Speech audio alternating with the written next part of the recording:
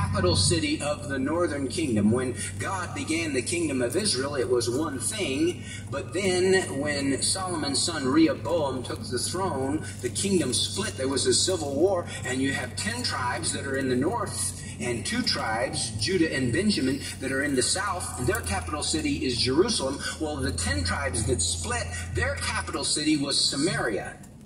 And King Ahab was king when Samaria became the capital. And so they had their own form of worship. They had their own place where they would worship.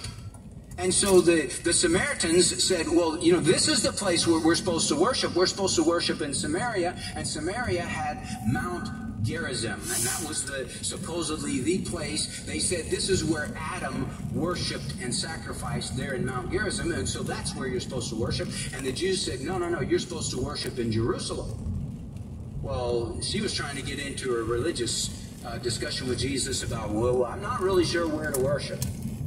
Well, the truth of the matter is, God chose Jerusalem. God chose Mount Zion, another name for Jerusalem, which he loved. And he had Solomon build the temple there in Jerusalem on Mount Zion.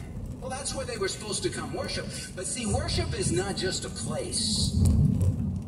Moses worshiped God on Mount Sinai when he was receiving the 10 Commandments. Man, there was worship going on there. David worshiped God in the cave of Adullam. Elijah worshiped God on Mount Carmel.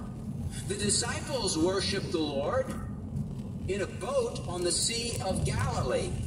We have to be careful when we talk about worship that we don't think of worship as a place.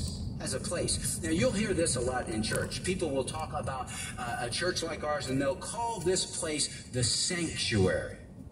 You know, there are churches that have the sanctuary choir. Early in my Christian life, my pastor, Damon Shook, he would always take issue with that. He wouldn't let anyone call the worship center a sanctuary. And here's why. A sanctuary means a holy place.